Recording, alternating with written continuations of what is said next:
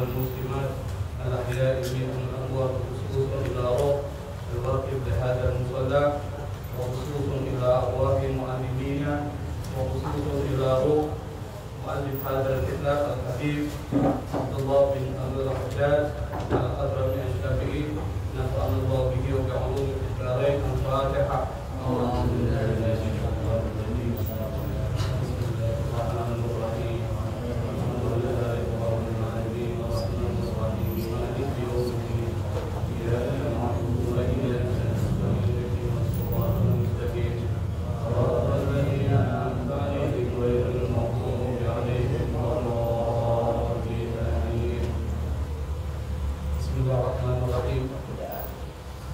Qala Sayyidina al-Mu'allif rahimahullah Abi Abdullah bin Haddad radhiyallahu bihi wa ba'du darain. Bismillahirrahmanirrahim. Wa la haula wa la quwwata illa billahil 'aliyyil 'azim. Subhanaka la 'ilma lana illa ma 'allamtana innaka antal 'alimul hakim. Pada kesempatan malam ini kita akan mengkaji dari awal mukadimah. Tolong disimak ya, kita akan bacakan sebelum kita akan berikan pembahasan. Bismillahirrahmanirrahim. Wala haula wala quwwata illa billahil 'aliyyil 'azim. Subhanaka la 'ilma lana illa ma 'allamtana innaka antal 'alimul hakim.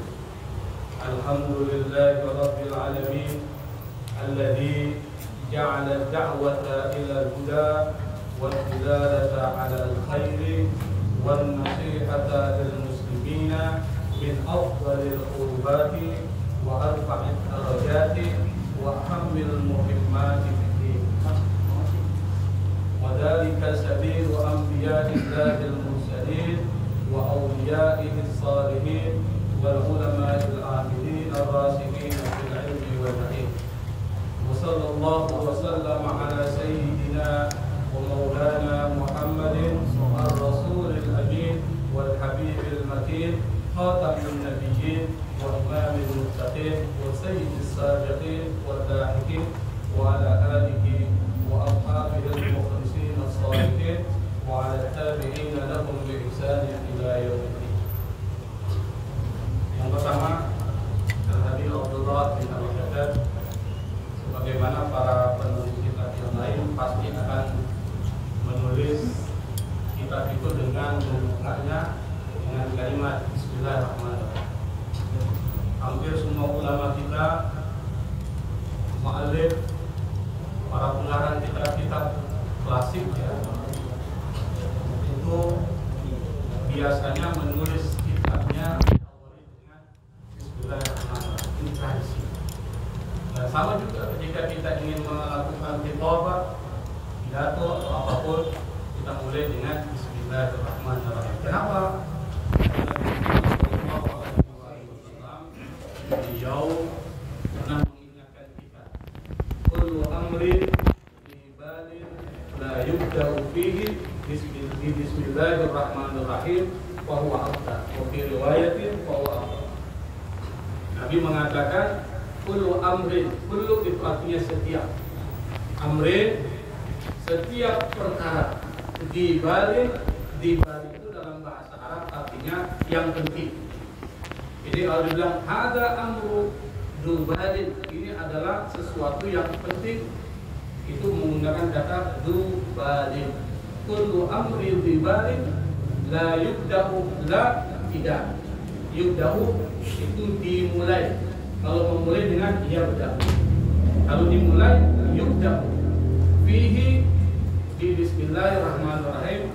Yang tidak dimulai dengan Bismillah bahwa abtar. Atau di dalam satu riwayat lain mengatakan aqta. Kata aqta itu artinya terputus, qata'. Maka dia terputus. Para ulama menafsirkan yang dimaksud terputus di sini adalah qalilul barakah. Keberkahannya sedikit. Jadi kita diperintahkan oleh Nabi kalau melakukan satu perbuatan mulai dengan Bismillahirrahmanirrahim. Setiap yang baik-baik. Mau makan, mau minum, mau melakukan sesuatu, memakai pakaian, ucapkan Bismillahirrahmanirrahim. Kenapa? Ini senjata. Ini doa. Ini zikir. Saking pentingnya Bismillahirrahmanirrahim sampai di setiap surat dalam Al-Quran kecuali surat Taubah itu ada Bismillah. Meskipun menurut Imam Malik Bismillah ini bukan ayat, tapi menurut Imam Syafi'i Bismillahirrahmanirrahim baik yang ada di Al-Fatihah maupun yang ada di semua surat yang lain itu adalah ayat. Jadi Imam Syafi'i mengatakan Bismillahirrahmanirrahim itu ayat di dalam semua surat dalam Al-Quran kecuali surat At-Taubah. Karena di ayat maka dibaca. Makanya kita yang bermadzhab Syafi'i kalau sholat setelah membaca Al-Fatihah dengan Bismillah, lalu kemudian diiringkan dengan surat baca Bismillah tuh. Baca Bismillah, misalnya habis amin Bismillahirrahmanirrahim, qul huwallahu ahad. Tapi kalau madzhab Maliki enggak, langsung alhamdulillahirabbil alamin sampai selesai. Amin. Qul huwallahu ahad. Langsung. Kenapa? Karena dia anggap bukan ayat. Fungsinya aja al-faslu bainas surah, hanya memisahkan surat-surat aja. Tapi kalau madzhab Syafi'i dia adalah ayat maka dibaca. Kecuali kalau kita memakai penggalan ayat dan perlu Bismillah. Misalnya habis baca Al-Fatihah, amin, lalu kita pakai potongan ayat saja, langsung aja. Misalnya apa? Misalnya kita pakai ayat kursi langsung aja. Jadi tidak perlu lagi baca Bismillah. Kecuali kalau mau dimulai dengan awal surat, itu baru membaca Bismillah. Kenapa Bismillah penting? Bismillah itu banyak hasilnya. Ada satu cerita menarik, kita belum bahas ini, masih berkembang ya. Jadi ada seorang ibu-ibu, dia punya satu kebiasaan, setiap melakukan satu perbuatan, kegiatan ataupun aktivitas kebaikan lainnya, itu selalu baca Bismillah. Setiap saat dia mau masak, baca Bismillah. Kemudian mau melakukan sesuatu, menyapu, membersihkan halaman, baca Bismillah. Tapi sayangnya dia punya suaminya ini bukan orang yang soleh. Suaminya itu alergi betul. Kalau ada orang yang mengucapkan kalimat-kalimat Allah, kira-kira ada nggak orang Islam yang begitu Pak? Banyak Pak. Ada orang Islam tidak suka, misalnya nggak suka adzan, banyak orang Islam begitu. Kalau ada adzan dikritik, udah oak gila macam-macam. Sebelum dia lahir doa itu sudah ada. Dan ada yang nggak suka pakai jilbab, banyak. Kalau kita baca di media-media sosial itu banyak sekali orang-orang begitu. Nah orang begitu Islam, tapi nggak suka Islam, sama dengan munafik. Islam dan suka Islam sama dengan munafik. Nah suami dari ibu ini memang nggak suka itu kalau istrinya suka mengucapkan Bismillahirrahmanirrahim. Sampai dia bilang, saya akan kerjain istri saya. Lalu dia panggil istrinya, dia serahkan uang yang banyak. Dia bilang sama istri ini, uang kau simpan ya, terus simpan di tempat yang tidak diketahui oleh siapapun. Tujuannya ingin mencelakakan dia ini. Akhirnya sang istri ini uang itu lalu dia simpan di tempat yang tidak diketahui oleh siapapun. Masuk ke dalam kamar, lalu kemudian dia buka kotak, dia letakkan uang itu tentu dengan mengucapkan Bismillahirrahmanirrahim. Kita harus Bismillahirrahmanirrahim. Suaminya dari belakang lihatin di mana ditaruh uang itu, di mana taruh duit itu. Setelah dia tahu tempat istrinya meletakkan uang tersebut, lalu dia kembali lagi, istrinya keluar.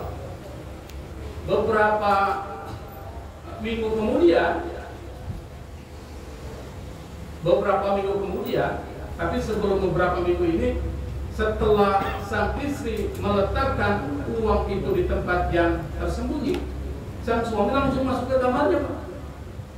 Masuk ke dalam kamarnya, lalu uang itu diambil. Uang banyak nih, kalau sedikit. Setelah diambil uang tersebut, lalu diletakkan di bawah sumur. Jadi uang itu disembunyikan oleh dia. Setelah itu dia panggil istrinya.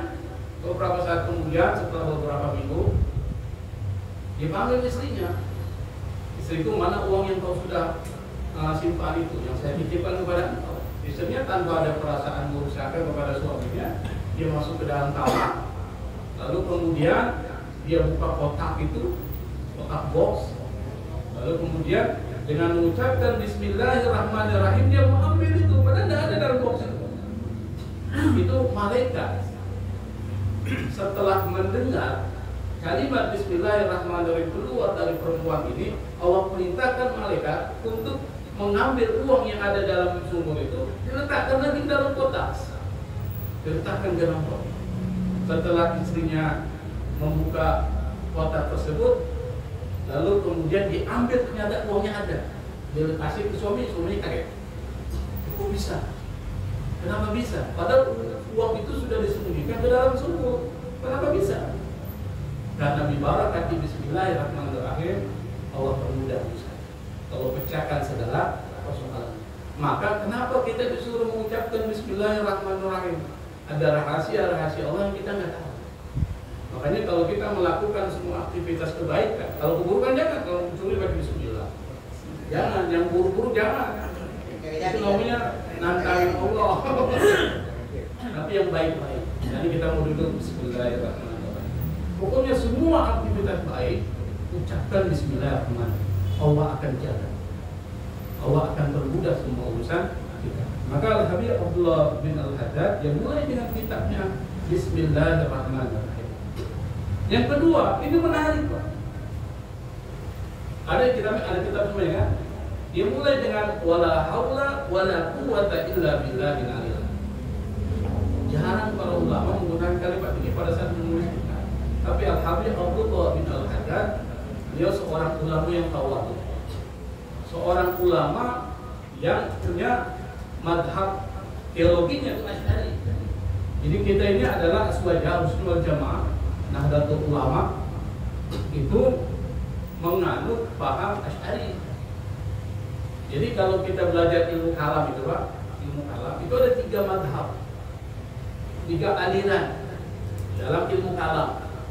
Yang pertama Mu'tazilah, yang kedua Jabariyah, yang ketiga Asy'ariyah. Menjembatani antara Mu'tazilah dengan Asy'ari. Ini kita bicara ilmu kalam, belum bicara fikih ya. Kalau fikih nanti mazhabnya Hanafi, Maliki, Syafi'i. Nah, orang-orang Mu'tazilah dia pakai rasio kotak. Makanya dulu zaman dinasti Abbasiyah pernah mazhab ini menjadi mazhab resmi negara pada zaman Harun al-Rashid, Khalifah al-Ma'mun, teruskan Harun al-Rashid. Sehingga umat Islam itu maju saat itu karena menggunakan akal. Jadi ilmu pengetahuan berkembang. Para filosof muncul pada zaman itu. Jadi mencapai kejayaan Islam, mencapai kejayaan yang luar biasa pada saat itu. Nah, orang Mu'tazilah ini karena dia orang yang rasional, dia mengatakan apapun yang kita lakukan nggak ada intervensi Allah. Semuanya adalah kehendak kita secara bebas. Saya menulis ya karena saya berusaha untuk menulis. Katanya maksudnya Pak, yang saya lakukan ini adalah karena saya punya usaha. Kan banyak orang gitu. Saya ini kaya bukan nggak ada unsur Tuhan mengintervensi saya. Saya kaya karena saya kerja sendiri. Ada yang begitu kan? Ada. Jabariyah berbeda 180 derajat dengan Mu'tazilah. Dia mengatakan bahwa apapun yang kita lakukan itu adalah karena Allah, diciptakan oleh Allah. Kita ini seperti boneka aja. Kita duduk, Allah yang gerakkan kita. Jadi kita tidak punya kebebasan untuk melakukan sesuatu. Ini adalah fatal.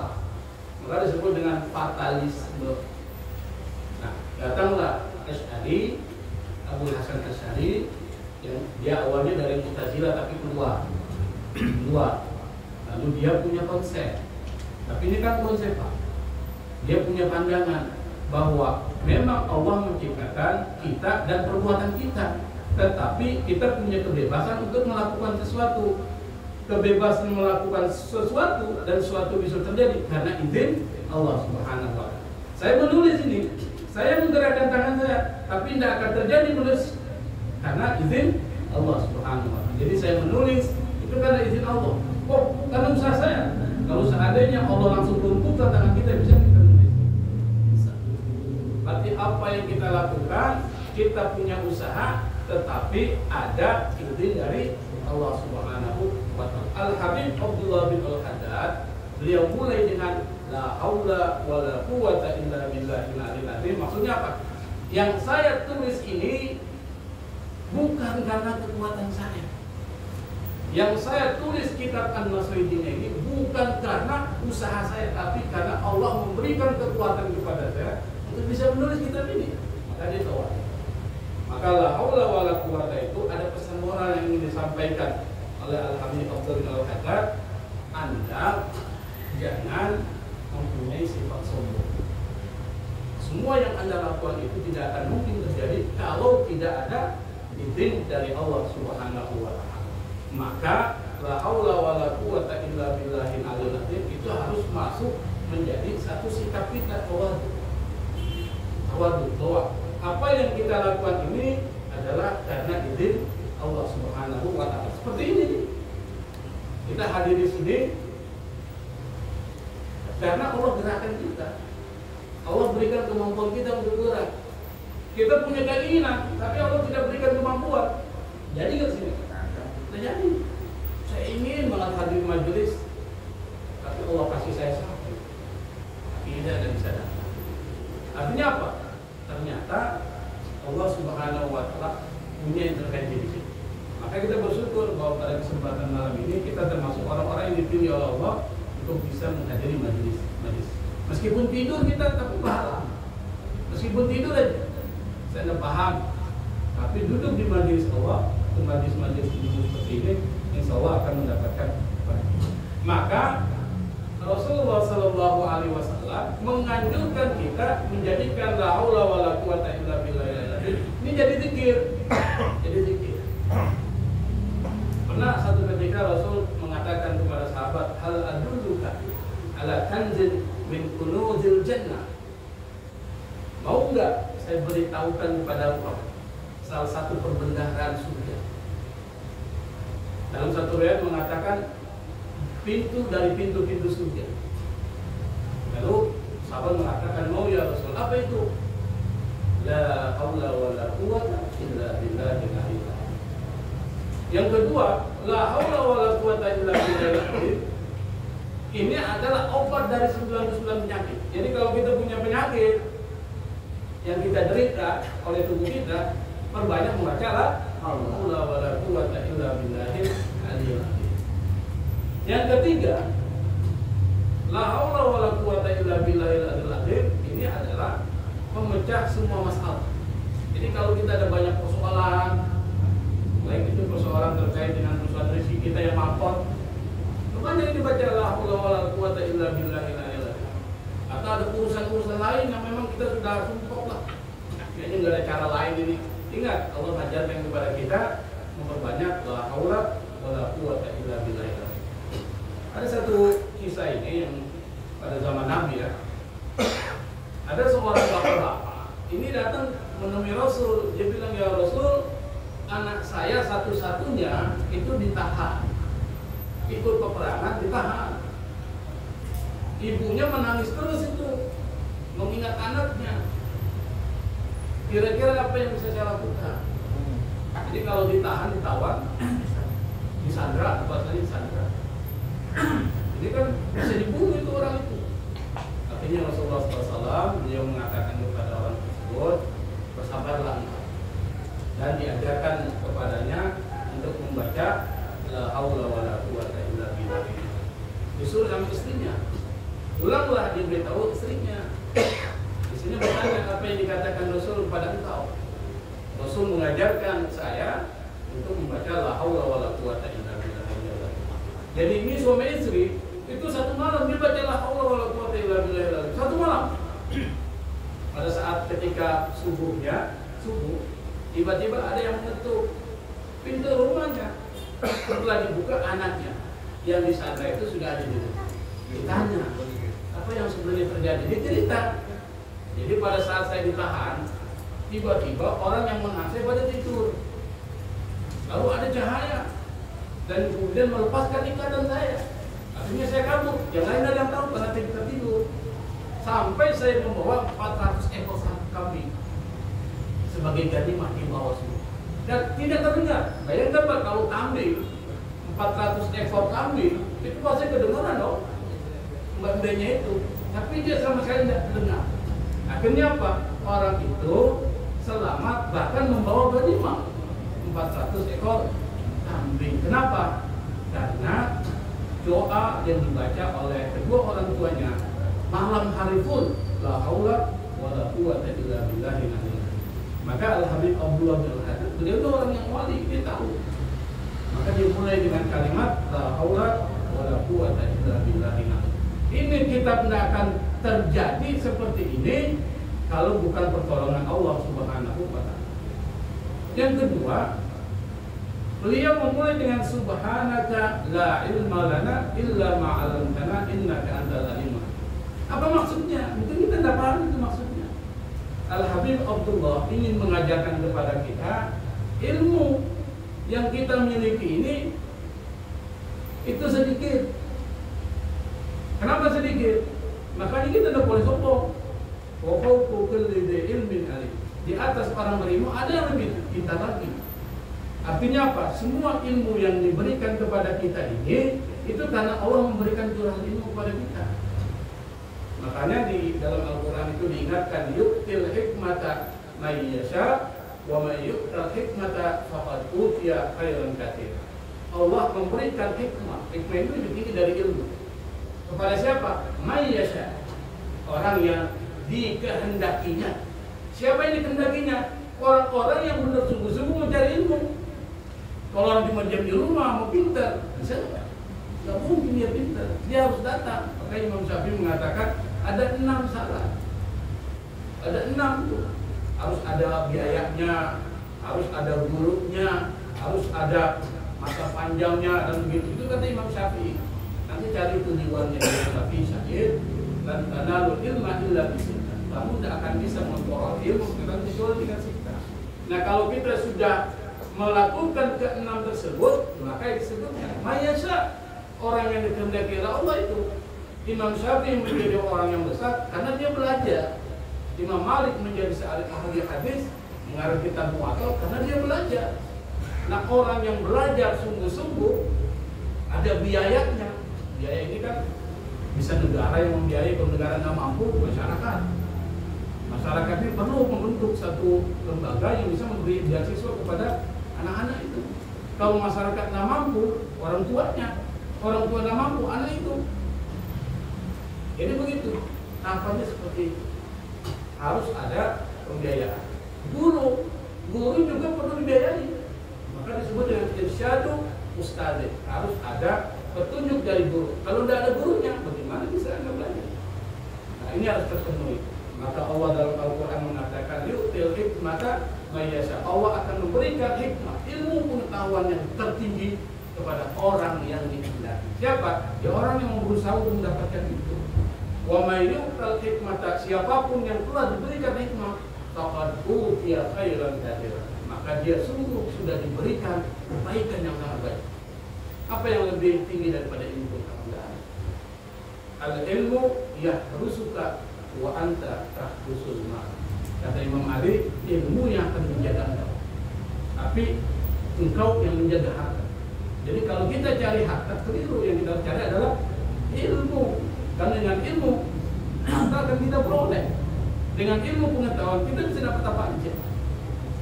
Kayak Nabi Sulaiman itu kan diberikan pilihan. Apa? Harta atau ilmu? Apa Nabi Sulaiman pilih? Apa dia pilih? Ilmu. Ketika dia dapat ilmu, kekuasaan dia dapat, harta dia peroleh. Dia menjadi raja besar. Tidak ada satupun raja yang bisa mengalahkan Raja Sulaiman sampai saat ini. Kok bisa? Raja Sulaiman itu kekuasaannya luar biasa dan tentaranya nggak ada yang punya sampai saat ini. Ada nggak seorang presiden yang punya tentaranya jin? Ada nggak sih presiden? Sehebat-hebatnya orang tidak bisa mempunyai tentara jin. Jin, ibrit padahal rajanya jin, itu dia ada tentaranya. Pernah dengar ceritanya kan? Cerita tentang Nabi Sulaiman pada saat ketika terkait dengan Ratu Balqis. Itu ditanya siapa yang bisa mendatangkan ars dan mau kehidupan. Kata, qala ifritu minal jin ana atika bi qabla yartadda min maqami. Saya akan datangkan kepada engkau itu sebelum kau berdiri. Padahal jaraknya antara kerajaan Sabah dengan kerajaan Nabi Sulaiman itu sampai sekitar 2 bulan perjalanan. saya akan datangkan tuh singgah sana Ratu Saba, Balkis, Ratu Balkis ya, itu sebelum engkau berdiri. Tapi kata orang yang mempunyai ilmu pengetahuan, ahlul kitab, sebelum matamu berkedip, lebih hebat. Kalau ini sebelum berkedip, akhirnya sebelum Nabi Sulaiman berkedip sudah ada arsy singgah sana dari Ratu Saba. Makanya Nabi Sulaiman adalah raja yang paling luar biasa. Tidak ada satupun raja pemimpin dunia ini yang bisa melebihi dari Nabi Sulaiman. Kenapa? Karena diberikan kepada Nabi Sulaiman bala tentara, bukan cuma jin tapi binatang-binatang menjadi bala tentara. Ini luar biasa. Yang berikutnya adalah Subhanaka la ilma lana illa ma 'allamtana. Ini kita masih bahas kalimat itu. Menurut Imam Al-Qurtubi dalam kitab Al-Jami' li Ahkamil Quran, ada tafsirnya itu, saya baru habis belajar dari sore. Dia mengatakan ayat ini yang merupakan perkataan malaikat pada saat ketika diminta oleh Allah untuk menjelaskan nama-nama, malaikat tidak mampu. Setelah Nabi Adam diajarkan nama-nama itu, Nabi Adam diciptakan, lalu diajarkan nama-nama, Allah kemudian bertanya kepada Nabi Adam bisa menjelaskan. Ditanya kepada malaikat bilang, saya tidak punya ilmu ya Allah. Nah, kata Imam Al-Qurtubi, kalau orang ditanya dan dia tidak tahu, maka jawabannya adalah la adri wallahu a'lam. Saya tidak tahu, hanya Allah yang tahu. Jadi jangan sok-sokan kita tidak tahu jawabannya, kita ngarang. Orang untuk jelasin padahal tidak ada dasar ilmunya. Makanya Rasulullah SAW dan orang yang mengatakan seperti ini adalah sifatnya para nabi, malaikat, para rasul, para aulia, para wali, para sahabat. Sifat ini tidak malu mengatakan tidak tahu. Itu Rasulullah SAW pernah satu ketika ditanya oleh sahabat, ya Rasul, tempat di muka bumi ini yang paling buruk itu apa? Rasul tidak tahu. Saya tidak tahu, Rasul. Ladri. Saya tanya nanti sama malaikat Jibril. Jadi Rasul tanya malaikat Jibril, malaikat Jibril bilang, saya juga nggak tahu. Nanti saya tanya sama Mikail lah.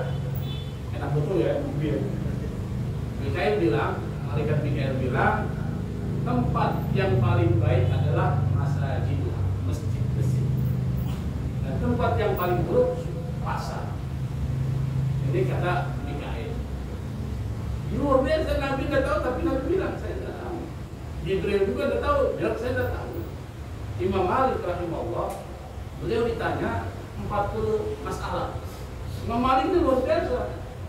Ahlul hadis, orang yang ilmu pengetahuannya tinggi, ditanya 40 masalah. Dia cuma bisa jawab 8. Dari 40, berarti 32 itu dia bilang la adri, saya enggak.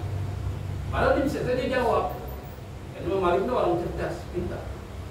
Tapi dia tidak mau menjawab, kecuali ada dasarnya. Ada dasarnya. Jadi para ulama kita itu luar biasa, para sahabat itu sama. Dan ini adalah sikap yang harus tertanam dalam diri kita. Kalau kita ditanya oleh orang kita tidak punya ilmu, jawabnya apa? La adri wallahu a'lam. Allah yang tahu. Makanya kalau ulama menurut kita, wallahu a'lamu bishawab. Biarnya ada di kita. Ini ingin mengatakan bahwa jangan sungkan, jangan malu mengatakan tidak tahu. Ada seorang ulama Irak namanya Syafi'i. Dia seorang ahli fikih Irak. Datang orang jauh-jauh diutus untuk menanyakan 100 pertanyaan. Jadi 100 pertanyaan dititip oleh masyarakat kepada orang itu, tanyakan kepada Syafi'i. Syafi'i ini adalah seorang ahli fikih di Irak. Syafi'i bilang, saya tidak tahu. Apa kata orang tersebut? Apakah engkau tidak malu dengan ucapanmu itu? Kita datang jauh-jauh mau pertanyaan, jawabanmu tidak tahu. Apa kata Aisyah? Malaikat aja tidak malu bilang subhanaka la ilma lana. Kenapa ya saya harus malu? Malaikat saja yang dekat sama Allah itu tidak mau mengatakan saya tidak punya ilmu. Akhirnya orang itu dia. Yang kedua, Alhamdulillah bin al-Haddad mengajarkan kita selalu menjadikan ini sebagai zikir kita. Subhanaka la ilma lana illa ma 'allamtana. 'allamtana innaka antal alimul hakim. Maka kalau kita misalnya mengajar ini kita mengucapkan ini. Mengajar misalnya setelah alhamdulillahirabbil alamin, Allahumma shalli ala sayyidina Muhammad wa ala sayyidina Muhammad, lalu kemudian kita mengucapkan subhanaka la ilma lana illa ma 'allamtana innaka antal alimul hakim. Ditambah lagi dengan satu doa. Doanya Nabi Musa, Rabbi shrah li sadri wa yassir li amri wa hlul 'uqdatam min lisani yafqahu qawli. Saya pernah diprotes ketika mengucapkan itu. Ustaz, kenapa Ustaz doa itu? Namanya kita ini adalah Fir'aun. Itu kan doa diucapkan Musa ketika menghadapi Fir'aun. Kita ini bukan Fir'aun, kenapa Ustaz baca doa itu? Sebenarnya bagus. Karena doa itu muncul pada saat ketika Nabi Musa menghadapi Fir'aun. Ustaz baca doa itu, kita ini bukan Fir'aun. Jadi Musa baca doa itu katanya. Padahal maksud doa itu adalah bersifat umum. Meskipun konteksnya khusus, al-ibrah bi umumin la bi khususis sabab. Jadi kalau kita belajar usul fikih itu ada kaidah yang diambil itu bukan lafaz khususnya, tapi lafaz boleh jadi sebabnya khusus, tapi maksudnya umum. Bisa jadi perintah kepada Rasul, tapi maksudnya kepada semua orang beriman. Itu maksudnya. Meskipun itu doa Nabi Musa khusus saat menghadapi Fir'aun, tapi kita bisa baca secara umum. Kita minta sama Allah supaya dilapangkan dada kita, dilancarkan lidah kita sehingga bisa mengucapkan kalimat. Kenapa? Ini tidak akan bisa bersuara kalau bukan karena Allah Subhanahu wa Ta'ala. Itu adalah mazhab Asy'ari, Pak. Jadi kita ini mazhabnya Asy'ari. Jadi punya pemahaman, kita punya usaha, tapi usaha itu tidak akan terjadi kecuali dengan izin Allah Subhanahu wa Ta'ala. Baru Al-Habib Abdullah bin Al-Haddad memulai dengan Alhamdulillahirabbil alamin. Ini baru pembukaannya panjang banget. Jadi semua ulama dan kita, kalau kita menulis dan mengajar, mulai dengan Alhamdulillah. Kenapa? Nabi yang suruh. Sama lafaznya dengan hadis yang berbicara tentang Bismillah ya. Kullu amrin dibalin la yubda'u fihi bilhamdi aqta.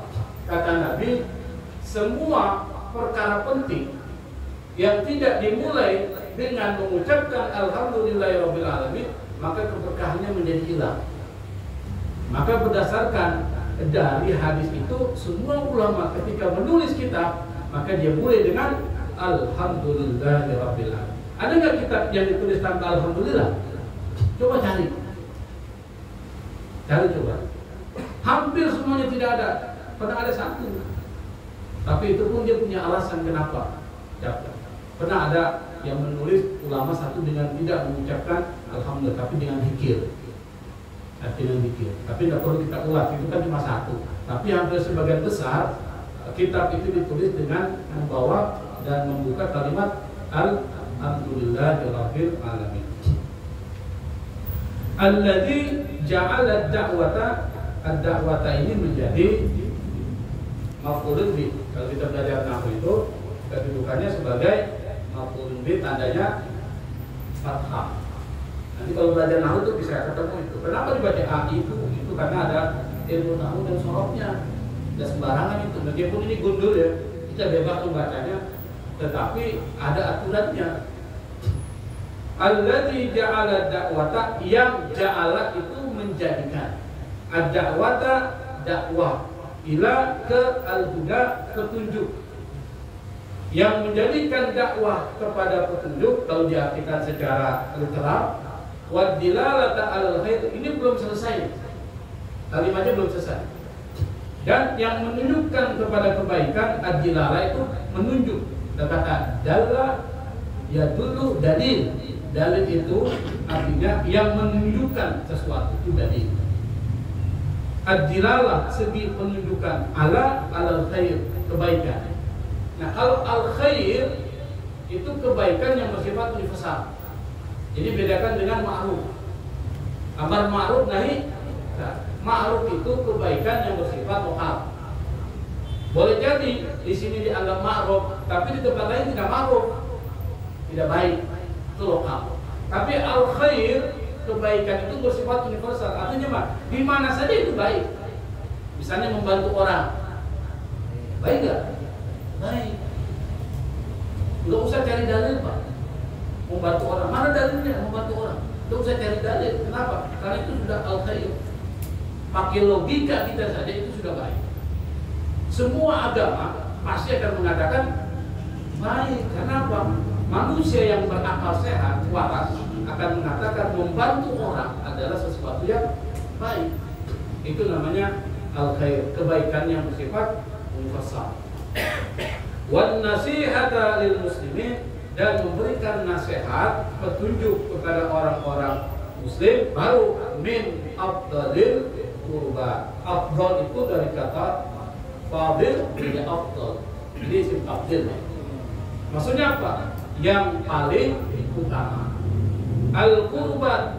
Jadi kalau ada kalimat afdalul qurbat, itu diartikan yang akhir dulu.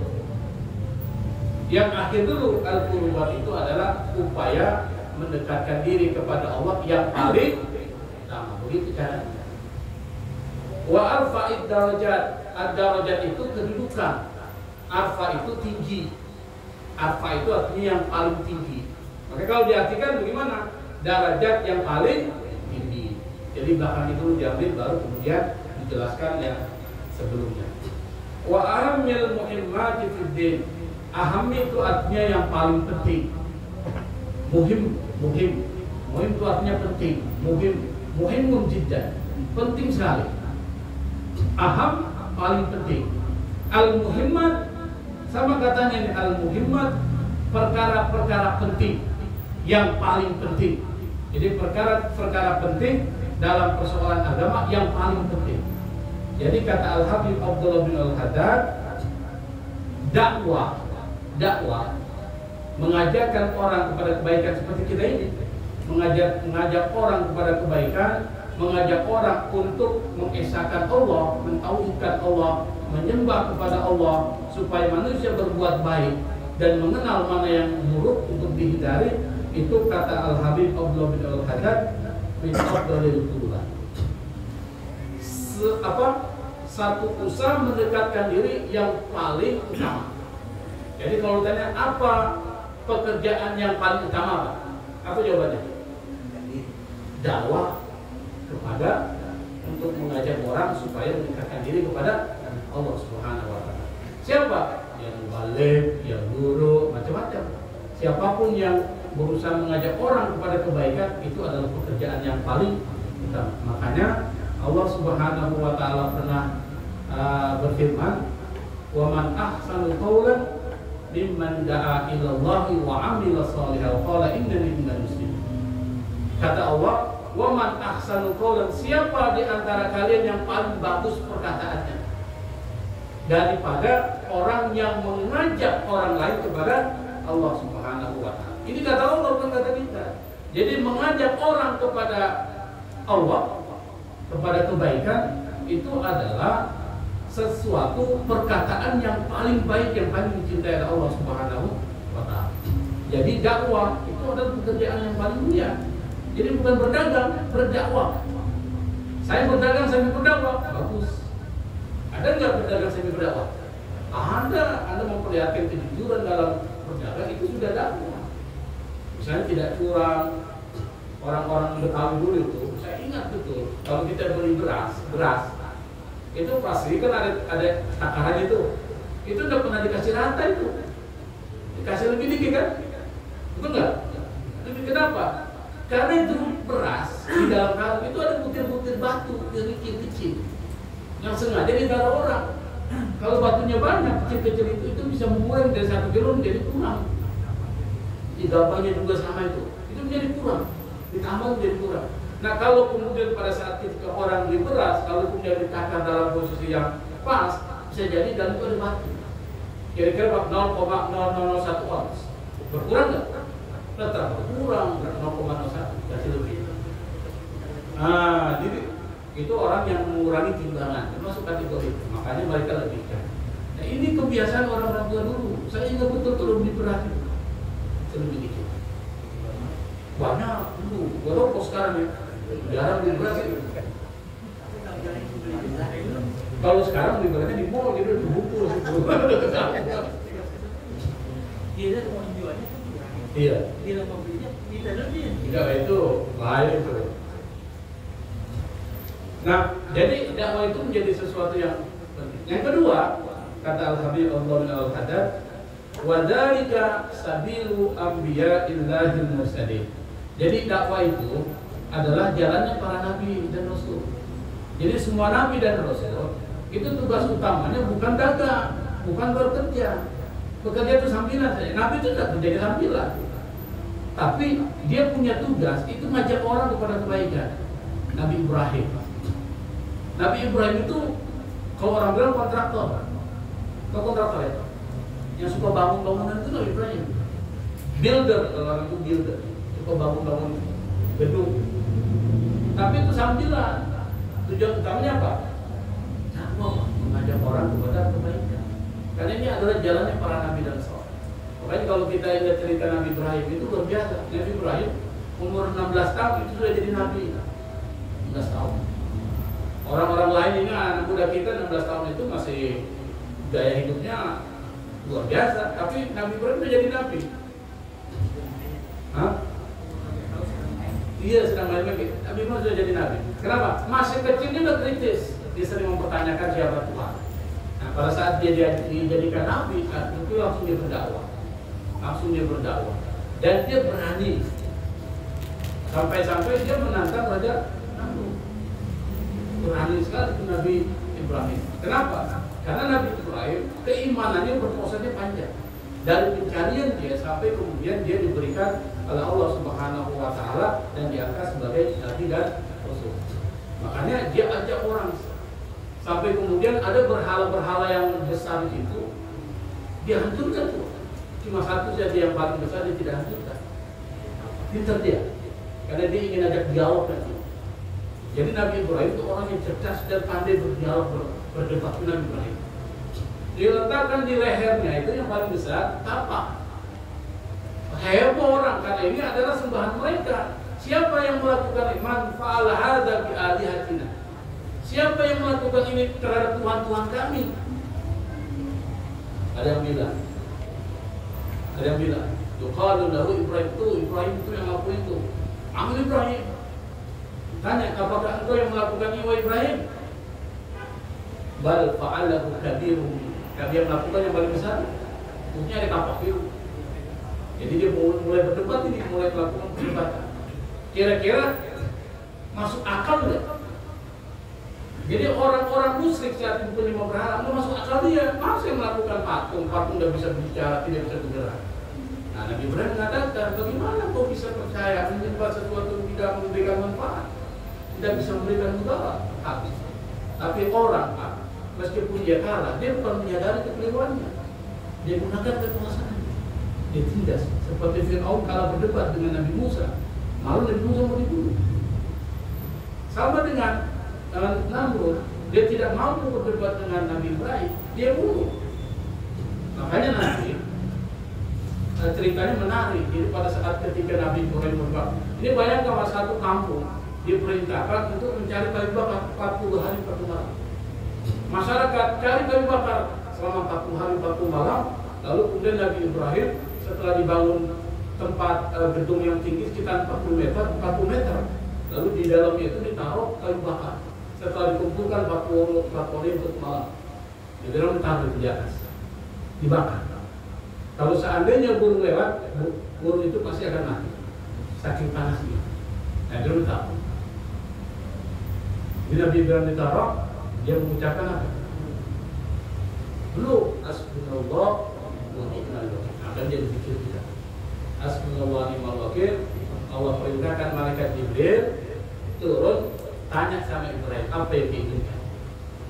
Kan Jibril datang kepada Ibrahim, ya Ibrahim, Allah hajat. Ada nggak kebutuhanmu? Apa jawaban Ibrahim? Ibrahim ini imannya tinggi Pak. Dia tidak bersangka sama makhluk. Amma ilaika falak. Kepadamu saya tidak butuh apa-apa wahai Jibril. Dia tidak mau bergantung sama hidup dia. Cukup Allah mengetahui keadaanmu, sudah cukup. Akhirnya pada saat ketika dia dibakar, Allah bilang sama api, ya nar kuni bardan wa salaman ala Ibrahim. Wahai api, jadilah dingin dan jadi sejuk, selamatkan Nabi. Api yang punya watak membakar itu jadi tidak membakar. Kenapa? Karena keimanan Nabi Ibrahim Allah. Maka kalau orang imannya tinggi, la khaufun alaihim wa lahum yahzanun. Seperti Habib Abdullah Haddad ini nggak takut sama neraka. Kenapa? Dia sudah pada tahapan keimanannya luar biasa. Para wali-wali Allah itu yang punya karomah itu keimanannya luar biasa. Di Palu itu ada Habib namanya Habib Idrus bin Salim Al-Fatih. Itu kenapa? Kalau setiap bulan Syawal itu ada haul ya, 14 hari setelah Syawal itu haul dari mana aja orang datang, luar biasa. Makanan ada, tidak ada berkurang, ada sih. Dan beliau ini memang luar biasa, dakwanya luar biasa. Sampai ke pelosok-pelosok, nggak bisa bahasa Indonesia. Dia bisanya bahasa Arab. Kalau ngomong bahasa Jepang terpat-tapat. Tapi banyak orang ikut sama dia. Kenapa? Karena dia mengajarnya dengan hati. Ikhlas. Sehingga orang banyak masuk ke dalam Islam dan banyak mengikuti apa yang diajarkan oleh Habib Idrus bisa oleh. Pas dia meninggal itu luar biasa. Kalau saya bicarakan karomahnya nggak habis Pak. Waktu itu pendek. Karomahnya luar biasa. Saya pernah baca manaqib. Jadi saya diminta oleh ketua utama Al-Khairat, almarhum sudah meninggal Habib Sadat, suruh baca manaqib Habib Idrus. Jadi saya tulis, lalu kemudian saya bacakan. Tapi dengan pendekatan ilmu sosial supaya berbeda. Nah itu masih ada, nanti kalau ingin baca nanti saya kirim. Dia punya manaqib. Manaqib itu artinya biodata. Biodata tetapi tidak menjelaskan secara keseluruhan, tapi mengambil poin-poin penting lalu diberikan analisa seperti apa. Nah itu yang kedua, bahwa Al-Habib Abdullah bin Al-Khattab mengatakan dakwah itu ada dua. Yang pertama, dia adalah min afdhalil qurban. Satu, perbuatan mendekatkan diri kepada Allah yang paling utama. Wa arfa'id darajat, derajat yang paling tinggi. Yang ketiga, min ahammil muhimmat fiddin, termasuk persoalan-persoalan penting dalam agama yang paling penting itu dakwah. Makanya Al-Habib Abdullah bin Al-Khattab hari-harinya diisi dengan mengajar. Yang kedua, dakwah itu adalah jalannya para nabi dan para rasul seperti yang saya jelaskan tadi. Ya, kalau kita baca di Nabi Nuh ini kan termasuk rasul yang pertama ya. Walaqad arsalna Nuhan ila qaumi faqala ya qaumi ibudullaha ma lakum min ilahin ghairuh inni akhafu 'alaikum adzab yaumin 'adzim. Nabi, jadi kata Allah kepada Nabi Nuh, laqad arsalna Nuhan ila qaumi, kami sungguh telah mengutus Nuh kepada kaumnya. Maka Nuh berkata kepada kaumnya, sembahlah Allah, tidak ada Tuhan selain Allah Subhanahu. Jadi yang pertama kali yang diajarkan kepada Nabi itu tauhid, penyembahan kepada Allah Subhanahu. Itu dakwah. Jadi semua Nabi dan Rasul memang kerjaannya dakwah. Kalau ada yang jadi petani, ada yang jadi tukang bangunan, itu cuma sambilan. Kalau kita tidak, pekerjaan utamanya adalah berdagang, dakwahnya sambilan, terbalik. Karena terbalik, makanya malas-malas. Cuma sambilan, nggak usah lah, kan begitu. Tapi kalau kita balik, dakwah itu adalah pekerjaan utama, yang lainnya sambilan. Kalau yang sambilan mengganggu dakwah, tinggalin. Bisa dong kita? Nggak bisa, karena kita belum percaya sama Allah. Al-Razak. Kita ini kan sering baca ya Razak, Allah memberi rezeki, tapi tidak percaya. Buktinya apa? Kalau rezeki kita dihambat orang, marah kita. Marah nggak? Padahal Allah itu sudah tahu rezeki kita teratur, sudah Allah tahu itu. Kita semua jalan ini doang, jalani aja. Allah sudah tentuin, nggak ketukar itu. Cuma kadang-kadang kita ribut hanya hal-hal seperti itu. Padahal kita tahu Allah yang memberi rezeki dan Allah nggak akan pernah tukar.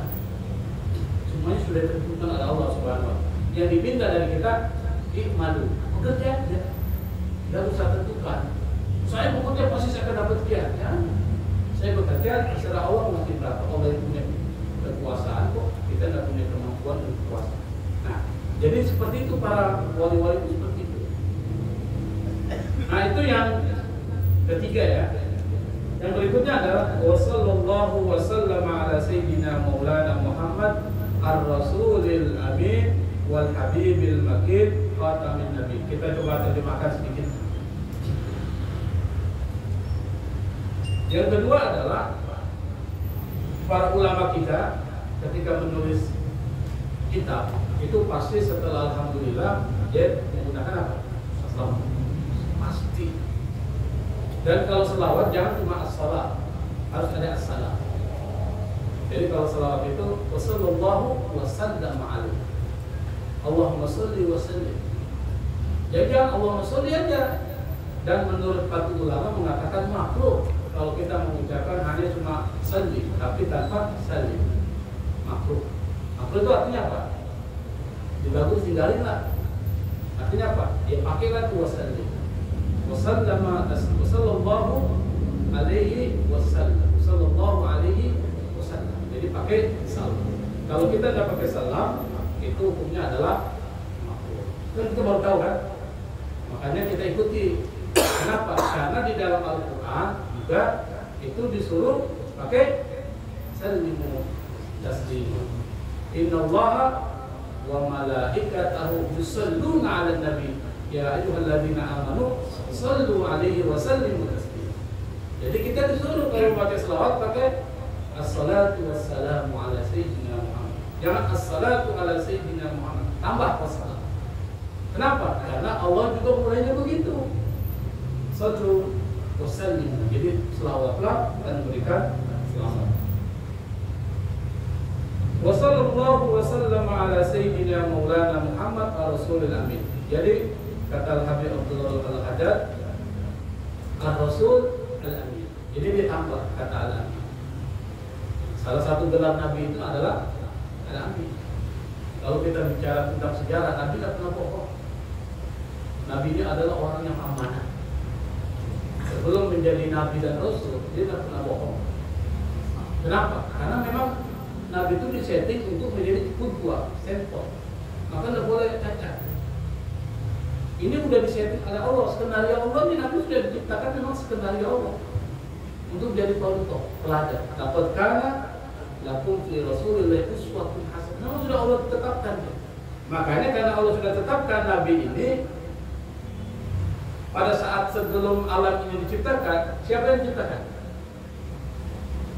Sebelum alam ini diciptakan, siapa yang diciptakan? Nur Nabi Muhammad SAW. Ya Jabir siapa yang pertama kali diciptakan oleh Allah Subhanahu Wa Taala? Kalau kita baca Rawi Sumtul Durar itu ada itu. Cuma saya sudah jarang baca, jadi saya lupa. Itu ada hadis yang dikutip oleh Habib Ali Al-Habsyi dan Sumtul Durar. Siapa yang pertama kali diciptakan oleh Allah sebelum semuanya ada? Apa kata Rasul? Yang pertama kali diciptakan sebelum ada semua ini adalah Nur Nabi Muhammad. Nur Nabi itu Nabi Muhammad SAW. Jadi diciptakan ini baru kemudian diciptakan dunia ini. Makanya Nabi Adam kita cerita saja karena ini settingan Allah ini Nabi Muhammad ini settingan. Jadi pada saat ketika Nabi Adam diciptakan, lalu kemudian Siti Hawa diciptakan. Karena kalau Nabi Adam diciptakan sendiri, pasti dia kesepian, perlu ada teman. Maka diciptakanlah dari tulang rusuknya supaya dekat. Makanya disebutkan soulmate. Apa soulmate? Jadi belahan hati. Jadi dekat.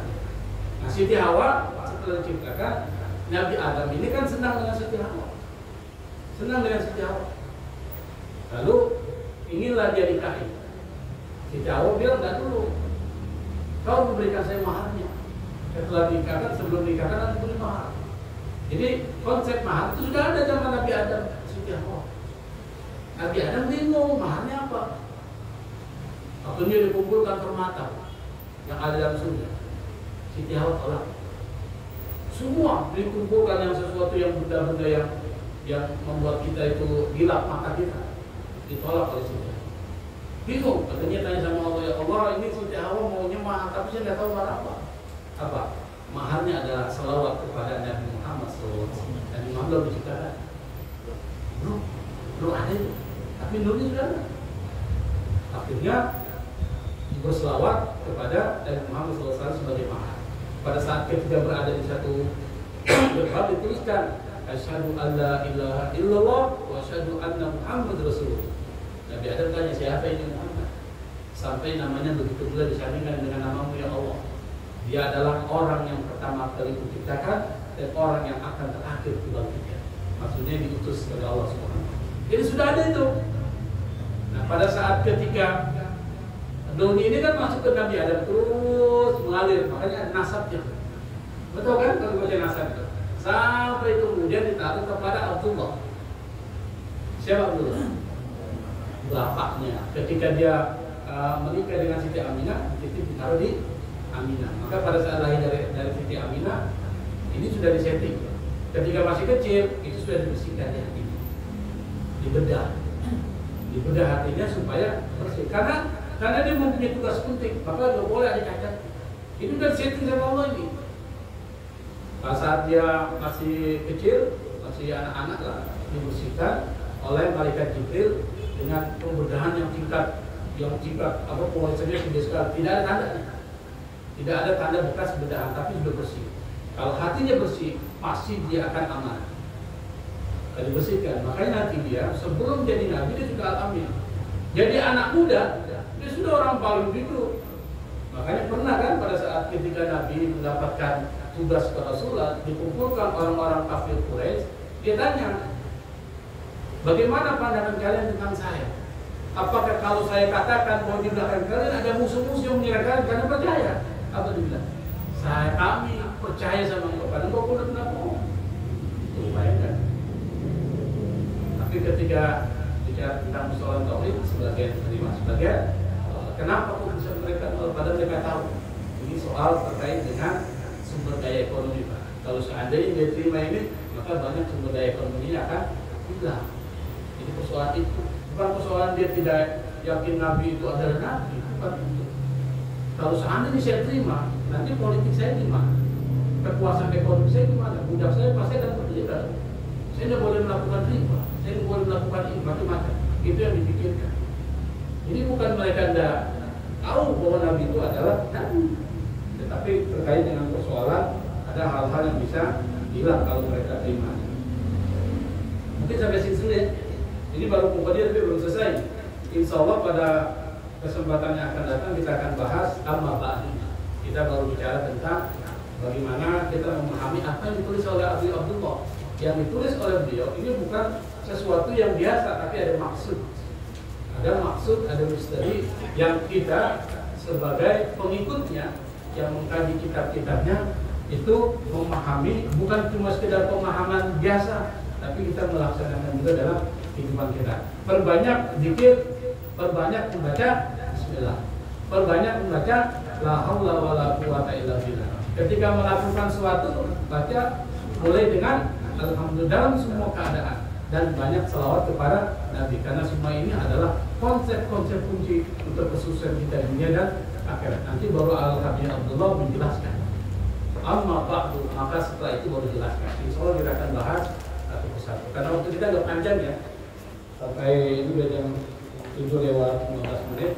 Kalau memang ada pertanyaan saya persilakan, mungkin sampai jam 9 kita mulai sholat istiqlal. Silakan bagi jemaah yang ingin bertanya di luar konteks boleh, mau di luar konteks boleh, mau di luar konteks juga boleh. Silakan. Di luar musola juga boleh.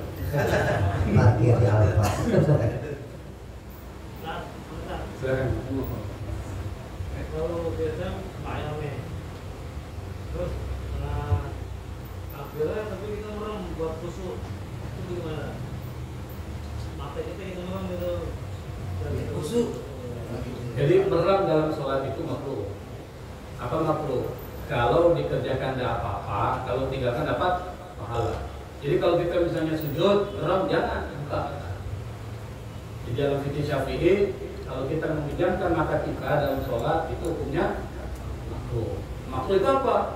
Dikerjakan tidak apa-apa. Tapi kalau tinggalkan dapat pahala. Kira-kira kita mengerjakan atau lakukan? Ya, kita kalau bisa tinggalkan berarti dapat pahala. Dan kalau kita lakukan, yang bermaju saat biar khusyuk, ya silakan aja kan itu makruh. Tapi kita tinggalkan. Tapi khusyuk itu bukan terkait dengan norm. Khusyuk itu terkait dengan pertama hati kita. Orang yang bersih itu suratnya khusyuk.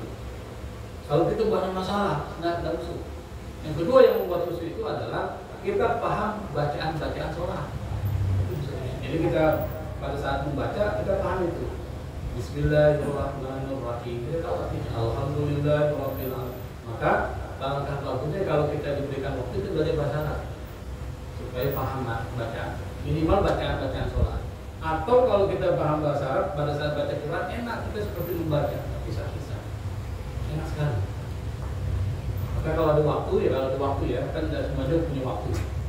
Pelajari yang muda-muda ini kalau bisa pelajari bahasa Arab. Dari waktu khusus belajar bahasa Arab. Ya, seperti itu ya. Yang lain mungkin kalau ini terkait masalah sholat jamaah nih ya. Kan syaratnya kan kita berpergian. Tapi kita stay di situ gitu. Kita mau pergi tapi stay di situ gitu. Dalam arti kita bisa dapat Johor sama asar di situ. Tapi kita jamaah sholatnya gimana tuh hukumnya? Gini, namanya sholat musafir ya. Sholat musafir itu Allah berikan keringanan qashar dan jamaah. Qashar itu meringkas, jamaah menggabungkan. Tetapi ada syaratnya. Jadi Anda punya kebolehan melakukan qashar kalau sudah di luar kota. Di luar kota, misalnya begini, Anda mau ke Bandung. Bandung ini sudah kena jamaah nggak? Sudah kan? Sudah. Kapan waktunya kita sholat qashar jamaah? Oh, saya di rumah aja saya sholat jamaah. Nggak boleh. Nggak boleh itu. Pada saat Anda pergi, nanti lah pas di rumah saya di sana, nanti sholat di musola Al-Ikhlas, saya sholat qashar jamaah nggak boleh. Pas udah keluar dari pintu gerbang kota, boleh Anda melakukan qashar. Kira-kira Jakarta ini batas gerbangnya mana? Ya, batasnya mana? Yang sudah masuk Jawa Barat. Bogor meskipun waktunya itu belum bisa tetapi kita sudah dalam perjalanan di Bogor boleh qashar. Kita dapat zuhur di Bogor, zuhur nih, zuhur. Kita qashar boleh 2 rakaat. Tanggunglah saya jalan aja, tarik boleh. Jadi ya, kemudian asar kita tarik itu jadi jamaah takdim. Asar ditarik ke zuhur 2 rakaat, 2 rakaat. Itu namanya qashar jamaah takdim. Jadi, setelah sampai di tempat tersebut, di tempat Bandung misalnya, atau lebih jauh lagi lah di Jawa Timur, Surabaya misalnya. Sudah sampai di tempat tersebut, menurut mazhab Syafi'i 3 hari Anda punya kebolehan untuk melakukan qashar jamaah di tempat. Boleh. Nanti kalau sudah lebih 3 nggak boleh lagi. Kalau mazhab lain ada yang mengatakan sampai 14 hari. Ada yang buat macam-macam lah. Nanti saya pakai mazhab Syafi'i. Nah, setelah 3 hari ke hari keempat itu sudah, kalau Anda masih di Surabaya, itu berlaku sholat seperti orang mukim, bukan musafir lagi. Saya supaya ini pas hari ketiga saya pergi lagi, saya Jember misalnya, Anda musafir, jadi seperti itu modelnya. Selama Anda perjalanan, Anda punya hak untuk qashar jamaah. Tapi ingat, perjalanan itu adalah untuk sesuatu yang baik, bukan sesuatu untuk merampok. Enggak, maksudnya gini Ustaz. Iya. Maksudnya kan kita ke Bandung nih. Kalau ke Bandung kan kita jalan pagi nih. Kan Johor dapat di sana kan ya. Ya kan? Maksudnya sekalian jamaah gitu sama asar gitu. Nggak apa-apa, karena Anda sudah dalam qashar. Tapi kan nanti asarnya kita dapat juga kan di situ. Nggak apa-apa. Orang yang berpergian itu diberi keringanan. Ambil rukhsah. Jadi kalau Allah bilang ambil rukhsahnya itu. Tapi mengatakan kalau diberikan rukhsah oleh Allah diambil rukhsah. Jangan saya kan masih bisa itu sholat. Sombong Anda dikasih hadiah ya ambil. Dikasih hadiah bang ya ambil. ambil aja. Nanti kalau hadiah itu sudah kadaluarsa, kembali lagi ke zaman aslinya. Kalau orang berpergian saja, misalnya kalau memang itu bisa membuat perjalanan menjadi berat, puasa dapat tidak puasa kan bisa diganti pada saat yang lain. Allah berikan keringanan. Tapi kau tanya, boleh nggak? Saya nggak perlu jamak, nggak apa-apa. Tapi saya mau dikasih rukhsah kok tidak diambil. Dikasih hadiah, boleh nggak saya menolak hadiah? Nggak apa-apa. Saya dikasih hadiah nih, salah, saya ambil. Boleh, tapi rugi. Dikasih hadiah kok diambil? Diambil. Silakan Nala, mau nanya apa? Pak Ustaz saya dulu. Jamak. Oke Prof, saya tanya. Baik, saya tanya masih dalam konteks kajian kita sekarang. Terkait dengan pembahasan mayukil hikmatan, tadi keterangan mayukil hikmatan. Yuktil hikmatan mayyasha wa mayyuktil hikmatan. Yang pertama saya setuju bahwa kalimat subhanaka la ilma lana itu dipakai oleh Said Abdul Ahad itu kan salah satu tujuan untuk mengeliminasi sikap sombong. Karena ilmu yang diberikan itu sedikit. Tapi sekarang saya agak sedikit kurang sepakat dengan kalimat bahwa hikmah itu akan didapat bagi orang yang bersungguh-sungguh. Karena saya punya pemahaman berbeda. Buat saya hikmah itu lebih daripada ilmu itu sendiri kan. Menurut aku seperti apa pandangan itu? Apakah ini masuk bagian daripada takwil yang itu yang apa namanya tidak melenceng atau tidak boleh mengatakan itu? Atau ini harus dihindarkan? Untuk memahami kalimat hikmah itu bukan hanya sekedar ketika kita sungguh-sungguh mencari ilmu maka Allah akan dikasih ilmu, hasilnya akan dapatkan ilmu. Tapi saya punya pemahaman bahwa hikmah itu adalah di luar daripada ilmu itu, lebih daripada ilmu itu sendiri. Gimana? Memang hikmah itu di atas ilmu saya katakan tadi, dia lebih tinggi dari ilmu pengetahuan. Karena dia sudah masuk di sana ke arifah, al-arif ma'rifah, kemampuan mengetahui benar. Hikmah. Jadi hikmah itu memang sesuatu yang melebihi dari pengetahuan biasa. Kalau kita ini belajar agama itu pengetahuan biasa, tapi ketika pengetahuan itu bisa membuat kita menjadi ma'rifah kepada Allah. Man arafa nafsahu faqad arafa rabbah. Ini sudah bicara tasawuf ya. Siapa yang mengetahui dirinya dia akan tahu Tuhannya. Maka ketika kita kenali diri kita, ini sebenarnya kita sudah mengenali Tuhan kita. Kenapa? Karena kita ciptaannya. Inna Allah khalaqa Adam ala surati. Allah menciptakan Adam berdasarkan bentuk gambarannya Allah. Makanya nanti ada bicara, kalau bicara ilmu Arab itu, tasawuf, itu di dalam diri kita ada sifat-sifat ketuhanan. Di dalam diri Allah ada sifat-sifat manusia nanti yang bisa menyatu. Itu yang tidak dipahami banyak orang. Jadi hikmah tinggi, tapi hikmah sebagai sebuah pengetahuan tertinggi itu tidak bisa didapat kalau kita diam aja. Tidak mungkin Allah kasih. Misalnya wali-wali Allah, apakah dia menjadi wali karena dia diam? Kira-kira gimana? Dia sudah melakukan riyadhah dan riyadhahnya kalau kita Abi Abdul Haddad, saya cerita dia pengarang. Dia sampai derajat yang sembilan kutub irsyad bogaitul ibad wal bilad. Dia adalah pimpinan para wali-wali zamannya. Selama 60 tahun dia pegang itu menjadi wali kutub. Namanya wali kutub, kutubul auliya. Dia adalah puncaknya atau pimpinannya para wali. Apakah dia sampai begitu karena Allah berikan langsung? Tidak, Allah tidak akan berikan langsung kecuali dia berusaha untuk mendapatkan itu. Maka dari masih kecil, jadi kalau bicara biografi Abi Abdullah, itu dia tidak pernah tinggal sholat 100 rakaat sholat sunnah. Kita sekarang udah bisa begini, berapa rakaat sholat sunnah kita? Kenapa kita? Dari masih kecil sampai dia meninggal, tidak pernah meninggalkan 100 rakaat. Tidak pernah meninggalkan puasa Senin, tidak pernah meninggalkan puasa Asyura, tidak pernah meninggalkan puasa Sitan min Syawal. Tidak pernah meninggalkan semua puasa-puasa termasuk ayam berbeda. Tidak pernah sama sekali. Kalau dia ngomong, tidak ada ngomong bicara tentang persoalan yang tidak bermanfaat. Ini ada untuk sehingga Allah muliakan dia. Kenapa? Hatinya bersih. Sama dengan Siti Maryam. Siti Maryam pernah kenal kan? Sampai dia mendapatkan buah-buahan musim dingin pada musim panas, musim panas pada musim dingin. Nabi Zakaria aja bingung, Nabi aja bingung. Apalagi kita, kok bisa terjadi ini? Sampai kemudian Nabi Zakaria tanya, "Anna laki hadza ya Maryam? Ini dari mana kau peroleh ini? Kenapa Maryam bisa mendapatkan kemuliaan? Karena dia menjaga dirinya. Dia bertasbih kepada Allah, tidak pernah disentuh sama sekali oleh dunia luar. Bersih dia. Nah, kalau orang bersih, dekat sama Allah itu tidak ada yang jauh antara dia dengan Allah. Maka Allah kasih hikmah. Ilmu apa? Ilmu hikmah. Salah satunya itu ada dia mengetahui apa yang akan terjadi. Tahu. Dia datang orang seperti Al-Halay. Al-Halay itu yang dihukum mati oleh para ulama dan oleh penguasa berdasarkan fatwa para ulama, dia dihukum mati. Ulama tahu kalau dia ini benar, tapi karena perkataannya bisa menyesatkan orang, maka perlu dia dihukum supaya orang lain tidak mengikuti dia karena bahaya.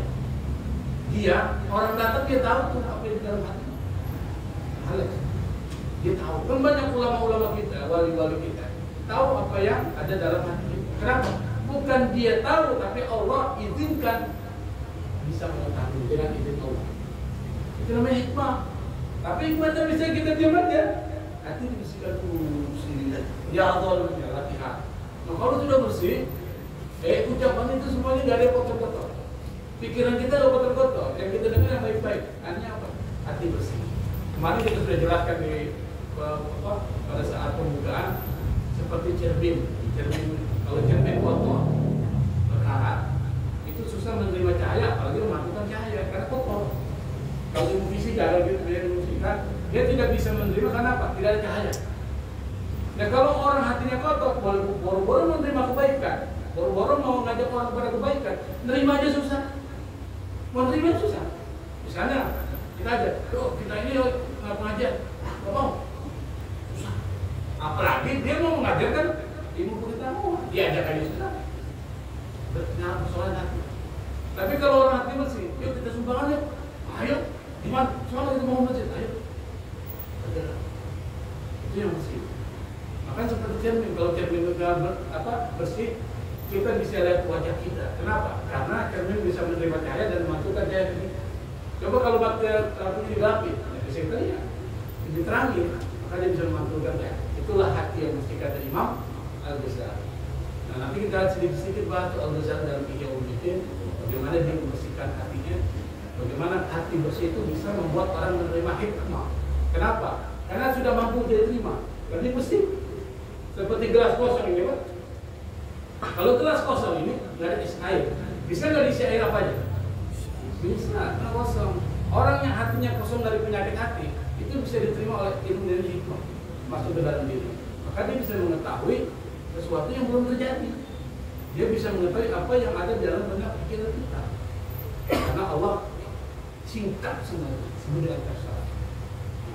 Kalau kita ngamalkan buku ini kan ringkasan kaki iya sebenarnya. Insya Allah kita akan sampai ke sana. Tapi perlu riyadhah, ilmu hikmah. Tapi perlu yang disebut. Maka kata Allah, wa may yu'tal hikmata faqad utiya khairan katsiran. Siapapun yang diberi hikmah yang melebihi daripada ilmu, faqad utiya khairan katsiran, maka dia sudah diberikan kebaikan yang banyak. Kebaikan yang banyak. Itu kata Allah, bukan kata kita. Artinya apa? Orang yang sudah mencapai derajat al-hikmah, maka dia adalah orang yang paling beruntung di dunia dan di akhirat. Tapi harus kerja keras. Tidak bisa cuma ngomong lalu dapat hikmah. Nah, jadi mungkin bisa orang cukup ya. Demikian kajian kita pada malam hari ini. Mari kita sebelum kita baca surat Al-Fatihah, ada undangan pengajian bulanan Majelis Taklim Al-Kahfi, yaitu pada hari Rabu malam Kamis dengan tahlil, pembacaan maulid, hadiah ulami, kemudian kajiannya kita tanbih qaul. Kalau kedatangan para rekan-rekan para asatid saya ngebacain kitab biasa aja pada tausiah 10 menit ibaratnya begitu. Mudah-mudahan sih hadir nih semua nih ustaz kita yang ada di sini ya.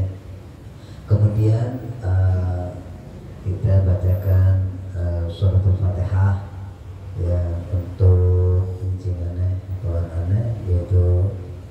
Soleh yang sudah beberapa hari dia dirawat di rumah sakit PPIK. Biasanya dia